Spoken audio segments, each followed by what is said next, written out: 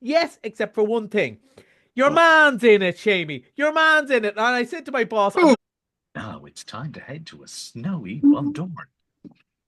well, windy. We can do windy. And I know what people are saying. When is it ever any other way? But yes, it's certainly feeling a lot like Christmas here at Eclipse Cinemas, even if it doesn't necessarily feel, Feeling like it. you Yeah. know, or look in that in the same way. But yes, we because we've another array of Christmas movies, and then we've two brand new, completely un-Christmassy movies that clearly the film companies kind of went, where'll we put these? Look, there is a slot because next week we'll be talking about two massive, when I say Christmas movies, movies for the holidays. They're aimed at, Yes. people on holidays and so on. November is such a mega month. And there's the thing, like Wicked still packing them in, Paddington packing them in, Moana packing them in. And I know for a fact you went to see Gladiator, still packing I them went to in. see Gladiator. I thought it was absolutely fantastic. Now, it's not as good as the first, and Yeah. it'll never be as good as the first. But for what it is, it was brilliant. Yeah, it's just a roller coaster ride, isn't it? It is, It's, it it is is. the bit of, do you want to see a fella from Kildare fighting a rhino? Yeah. Yes! Yes. Yeah. Yeah. Yeah. And you're right. The monkey scene scared the living Yeah, daylights it's out of good, me. isn't it? Yeah. It is like, whoa! How did they make that? It's fantastic. The I, effects were brilliant. I'd say Absolutely brilliant. if Yeah. you were planning going around this Christmas trying to raise some sort of money for some ape charity between the baboons in Gladiator and the flying monkeys in Wicked, I tell you, Yeah. nobody's answering the door. Nobody's giving you money. Terrify the bejesus out of you. But I suppose Loved it. I loved it. Yeah, yeah. And I had a gang with me, and I got thumbs up from the whole lot. They loved it. So thumbs up. yeah, Very good. It's Gladiator reference there. yeah, But yeah. here's the thing. I suppose we better talk about what we have this week. And look, there's one that it's kind of wildlife related. It's one of the spin-offs of the Spider-Man thing. One Yeah. of the great villains, one of the most popular villains, this guy called Kraven. He's kind of the supernatural hunter type. We'll play the clip. I think you'll kind of get a flavor of what they're going for here. Are you like your father, a killer? He puts evil into the world. I get rid of people like him. You think you're some kind of code? You're a criminal. Just like our father. Kraven the Hunter, coming soon exclusively in cinemas.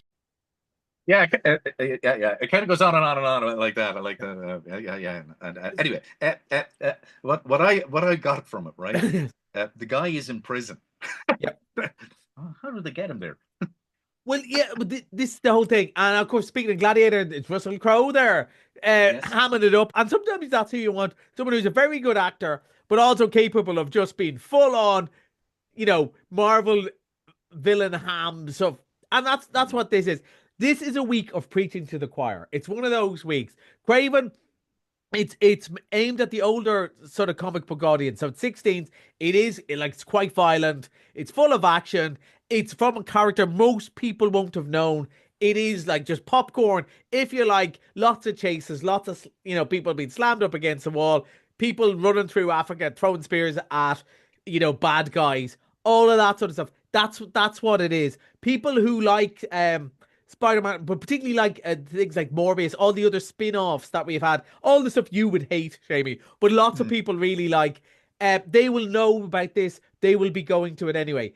There's nobody who has never heard of it who's probably going to go, oh yeah, that's for me. It's one of those. It's kind of a niche movie, and I think they'll enjoy it. Now, the one caveat to that is lots of people fancy your man, Aaron Taylor Johnson, who might be the next James Bond, they say. I heard So, that. Yeah. yeah, so he has a whole audience for themselves, but it is kind of one of those superhero movies where they're not flying or anything like that, but they've kind of No. a bit of powers, lots of action, lots of fun, lots of nonsense. So that's what Okay. we have today.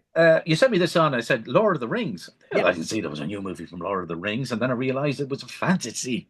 Yes, but it does have a lot of the cast from the original Lord of the Rings, and it's set a couple of hundred years before, because of course there were lots of other books and lots of lore and lots of tales. And I watched some of this one, and I always think that sounds like I'm insulting it. It's because I had to come here to do the radio that I stopped watching it. And many years ago, when I was a kid, there was one version of Lord of the Rings which wasn't finished, which was an animated version. I don't know if you ever saw it. It was back on TV in the 80s and 90s. And it's very much like that. And it's telling a big swords and sorcery tale. I thought it was really good. And I know 12-year-old Collie would have really loved this. I liked fantasy, swords and sorcery. I liked epic tales of adventures and kings and And princes. how's it look? It looks great, but it's purposely gone for almost that Japanese style of kind of I know the anime. one, yeah. So on.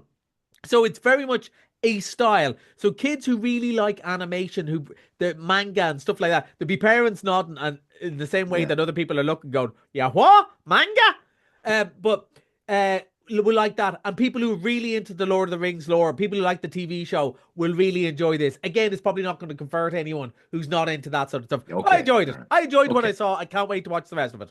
Now we're getting into the Christmas spirit. Yeah, at now we're last. talking. Now we are going back to 1946, but one of my favorite Christmas movies, It's a Wonderful Life. Doesn't matter. Look, good is good. Doesn't matter that it's 80 years old.